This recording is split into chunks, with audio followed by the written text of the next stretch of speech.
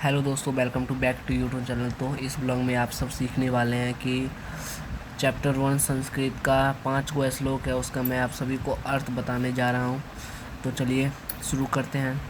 पहले आप चैप्टर देखिएगा तो पहले उपनिषद का ये जो लाइन है ये दिखाएगा। तो चलिए पहले आपको इसका अर्थ बता देता हूँ और इसके बाद पहला श्लोक है हिरण्मयेन पात्रेण सत्यास्पितांग मुखम तत्वं पुष्ण प्रावीण्यु सत्या धर्मे दृष्टते।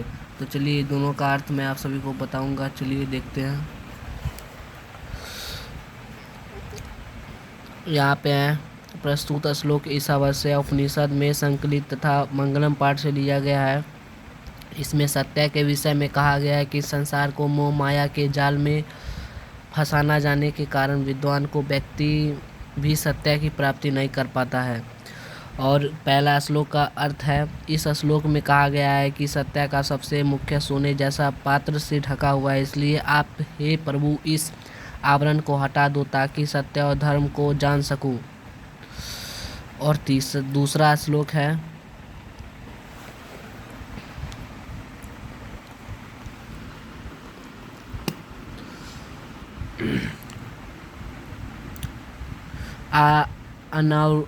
अनोरण्यान महतो मिहान आत्मस्य जंतो नृतो गुह्यम तम क्रतु पश्यति वित्सोको धातु प्रसादनमा मान मात मनः। इसका अर्थ देखते हैं। प्रस्तुत श्लोक कंठोपनिषद से संकलित तथा मंगल पाठ से लिया गया है। इसमें आत्म के स्वरूप एवं निवास के बताया गया है। आत्मा के मनुष्य में हृदय सूक्ष्म तथा महान से महान रूप में विद्यमान है, जो जीवों के हृदय रूपी गुफा में रहती है। जब जीव सांसारिक मोह माया का त्याग कर हृदय में स्थित आत्मा से साक्षात्कार करता है, तब उसकी आत्मा महान प्रात्मा मिल जाती है और जीव सारे सांसारिक बंधों से मुक्त हो जाते हैं। अगर आप इसको श्लोक को याद रखिएगा और पूरा लिख के आएगा तो गारंटी के साथ कहते हैं पूरा नंबर मिलेगा। तो अब देखते हैं तीसरा श्लोक क्या कह रहा है। तीसरा श्लोक है सत्यमेव जयते ना नृतंग सत्येन पंथा वित्तो देवांग येना क्रम नृत्यसो हापत कामः यत्र तत्र सतस्य परंग निधानम। तो इसका अर्थ है प्रस्तुत श्लोक मंडकोपनिषद से संकलित तथा मंगलम पाठ से लिया गया है, जिसमें जीवन की कामनाओं तथा सत्य और असत्य के बारे में बताया गया है कि सत्य के ही जीत होती है, झूठ की नहीं। सत्य से ही देवलोक का रास्ता प्राप्त होता है। ऋषि लोग देवलोक को प्राप्त करने के लिए उस सत्य को प्राप्त करते हैं जहाँ सत्य का भंडार है।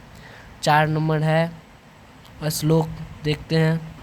4 नंबर है यथा नग शयनमान समुद्रे अस्तंग गच्छति नाम रूपे व्याय तथा विद्वान नाम रूपाद विभुक्त परंपरा पुरुष मुपैति दिव्यम। तो इसका अर्थ चलिए देखते हैं। तो इसका अर्थ है प्रस्तुत श्लोक में मंडकोपनिषद से संकलित है, यानी लिया गया है, मंगलम पाठ से लिया गया है, जिसमें बताया गया है कि जिस प्रकार नदियाँ बहती हुई अपने नाम और रूप को त्याग कर समुद्र में मिल जाती हैं, उसी प्रकार विद्वान अपने नाम और रूप को त्याग कर परमपिता परमेश्वर की प्राप्ति करते हैं। तो चलिए लास्ट है 5वां नंबर श्लोक, उसको भी बता देते हैं। 5 नंबर श्लोक है वेदा मतेंग पुरुषंग महातम आदित्य वर्णम तमसा प्रसात तमे विद्यत्वाति मृत्यु मेति नान्य पंथा विदित्य न्याय। तो इसका अर्थ